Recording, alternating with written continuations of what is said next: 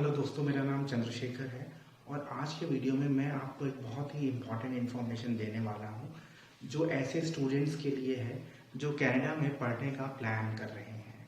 जी हाँ, Canada Indian students के बीच में बहुत ही पॉपुलर डेस्टिनेशन के बीच में उभर रहा है। पिछले साल कनाडा ने इंडियन स्टूडेंट्स को 1,39,000 वीज़ाज दिए, स्टूडेंट वीज़ाज इंडिया में मिले थे। तो मुझसे स्टूडेंट ये पूछते हैं कि हम क्या ऐसा पढ़ें कनाडा में जिससे हमारे पीआर के चांसेस ज़्यादा हो सकें। तो मैंने थोड़ा सा रिसर्च की। अब इस वीडियो में मैं आपको 15 ऐसे प्रोफेशंस बताऊंगा जिनकी डिमांड रहेगी, और अगर आप पीआर के लिए अप्लाई करना चाहते हैं कनाडा में तो आप इन सब्जेक्ट से संबंधित या इन सब्जेक्ट से रिलेटेड आप कोर्सेज चुनिएगा। तो देखिए, सबसे पहला जो प्रोफेशन डिमांड में है वो है नर्सिंग का, यानी अगर आप नर्स बन सकते हैं तो उसकी बहुत ज़्यादा डिमांड है। अब अगर हम डेटा पे जाएं तो डेटा के अकॉर्डिंग कनाडा में 2022 तक 60,000 नर्सेज की शॉर्टेज होगी।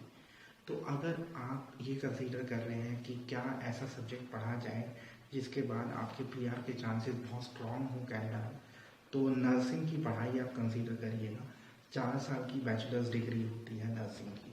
अब हम इसके बाद सेकंड चीज़ पे चलते हैं, वो आईटी। इंफॉर्मेशन टेक्नोलॉजी की डिमांड बढ़ती जा रही है क्योंकि सब कुछ कंप्यूटराइज हो रहा है। अब हम धीरे धीरे आर्टिफिशियल इंटेलिजेंस की तरफ बढ़ रहे हैं। अब इस समय कोरोना का समय है तो क्लाउड कंप्यूटिंग बहुत इम्पॉर्टेंट हो गया है, और कैसे हम वर्चुअली जैसे कंप्यूटर्स के थ्रू या इंटरनेट के थ्रू एक दूसरे से कम्युनिकेट कर रहे हैं, तो आईटी की इम्पोर्टेंस बढ़ेगी। तो आईटी भी एक फील्ड है जिसे आपको कंसिडर करना चाहिए। उसके बाद फिजियोथेरेपी ऑक्यूपेशनल थेरेपी। तो फिजियोथेरेपी जनरली यूज़ होता है जैसे पोस्ट रिकवरी, किसी की सर्जरी हुई है उसके बाद अब रिकवर हो रहे हैं तो आपको फिजियोथेरेपी की ज़रूरत पड़ती है। तो फिजियोथेरेपी भी डिमांड में रहने वाला फील्ड है। एग्रीकल्चर, देखिए खाने की सबको ज़रूरत पड़ेगी। इनफैक्ट अभी हम पेंडेमिक की वजह से घर पे हैं, भले ही सब कुछ चेंज हो गया लेकिन खाना तो हम खा ही हैं, तो वो एग्रीकल्चर से उगता है खाना। तो एग्रीकल्चर की डिमांड रहेगी, तो आप एग्रीकल्चर भी पढ़ सकते हैं। फिर इंजीनियरिंग की हमेशा से डिमांड रही है। आपने देखा होगा कि कंस्ट्रक्शन का वर्क अभी भी चल रहा है काफ़ी जगहों पे। फिर हम बात करते हैं फिनेंस की। अब देखिए, फिनेंस यानी पैसे को कैसे मैनेज किया जाए। अगर आप फिनेंस या अकाउंटेंसी पढ़ते हैं तो इस सब्जेक्ट की बहुत ज़्यादा डिमांड है कनाडा में। तो अगर आप पीआर कंसीडर कर रहे हैं कनाडा का पढ़ने के बाद, तो आप फिनेंस या अकाउंटेंसी की पढ़ाई कर सकते हैं। फिर हम बात करते हैं एनवायरमेंटल साइंसेस की, यानी पर्यावरण की। देखिए, एनवायरनमेंट बहुत इम्पॉर्टेंट बनता जा रहा है। धीरे धीरे हमें रियलाइज़ हो रहा है कि हमने एनवायरनमेंट को कितना नुकसान पहुंचाया है, इसलिए एनवायरनमेंट का मैनेजमेंट ये बहुत इम्पॉर्टेंट सब्जेक्ट हो गया है। तो एनवायरमेंटल साइंस स्पेशलिस्ट, एनवायरमेंटलिस्ट की बहुत ज़्यादा ज़रूरत पड़ने वाली है। तो इसलिए एनवायरमेंटल साइंस एक बहुत इम्पॉर्टेंट सब्जेक्ट है। इसके बाद बायोटेक्नोलॉजी अगेन, हम जैसे जैसे आगे बढ़ रहे हैं तो बायोटेक्नोलॉजी हर फील्ड में है। मेडिसिन में बायोटेक्नोलॉजी का यूज़ हो रहा है, एग्रीकल्चर में यूज़ हो रहा है, तो बायोटेक्नोलॉजी भी आप कंसीडर कर सकते हैं। डिग्री अगेन 3.5-4 साल की है कनाडा में, तो आप बायोटेक्नोलॉजी कंसीडर करिएगा। इसके बाद सप्लाई चेन मैनेजमेंट।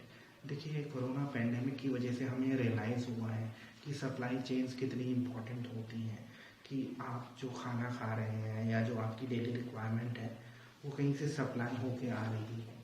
तो सप्लाई चेन मैनेजमेंट बहुत इम्पॉर्टेंट फील्ड के रूप में उभरेगा, तो आप ये फील्ड भी पढ़ सकते हैं। और इसके बाद हम मूव करते हैं अगले फील्ड में जो है डिजिटल मार्केटिंग। अब देखिए, डिजिटल मार्केटिंग यानी ऑनलाइन मार्केटिंग, जैसे थ्रू यूट्यूब या फेसबुक, ये भी ऐसा फील्ड है जिसकी डिमांड बढ़ेगी और स्किल्स शॉर्टेज वाला फील्ड है, तो आप इसकी भी पढ़ाई कर सकते हैं। और इसके बाद हम आगे बढ़ते हैं, वो फील्ड है एजुकेशन का। देखिए, टीचर्स की हमेशा से ज़रूरत रही है। ज़्यादातर डेवलप्ड कंट्रीज इंक्लूडिंग कनाडा में भी टीचर्स की कमी है, तो आप अपना जो बैचलर डिग्री है वो एजुकेशन के फील्ड में कर सकते हैं, टीचिंग में कर सकते हैं।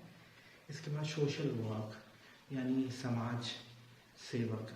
सोशल वर्क की बहुत ज़्यादा डिमांड है, सोशल वर्कर्स की जो ओल्ड एज लोगों के साथ काम कर सकें, रेफ्यूजीज़ के साथ काम कर सकें। तो सोशल वर्क भी बहुत अच्छा सब्जेक्ट हो सकता है अगर आप कनाडा में पीआर का प्लान कर रहे हैं आफ्टर योर स्टडीज़। ऐसे ही साइकोलॉजी या मनोविज्ञान की भी बहुत ज़्यादा डिमांड है, काउंसलिंग की बहुत ज़्यादा डिमांड है। जैसे आप अपना बैचलर साइकोलॉजी में अगर आपने किया हुआ है ऑलरेडी, तो आप स्पेशलाइजेशन कर सकते हैं चाइल्ड साइकोलॉजी में या लेबर साइकोलॉजी में। तो ये सारे जो मैंने आपको सब्जेक्ट्स बताए हैं, ये मैं रिकमेंड करूँगा कि अगर आप कनाडा में पीआर का प्लान कर रहे हैं और आपका प्लान है कि आप कनाडा में पहले पढ़ें और फिर वहाँ का पीआर ले लें, तो इन सारे सब्जेक्ट्स को आप कंसीडर करना। आप इस स्क्रीन पे साइड पे वो लिस्ट फिर दोबारा से मैं आपको दिखा भी रहा हूँ, ताकि आपको ध्यान रहे जो जो सब्जेक्ट्स हैं जो इम्पॉर्टेंट हैं, जो पढ़ के आपके कनाडा के पीआर के चांसेस ज़्यादा बढ़ सकते हैं। और प्लीज़ आप मेरा यूट्यूब चैनल ज़रूर सब्सक्राइब करना। मुझे उम्मीद है कि आपको ये वीडियो पसंद आया होगा। धन्यवाद।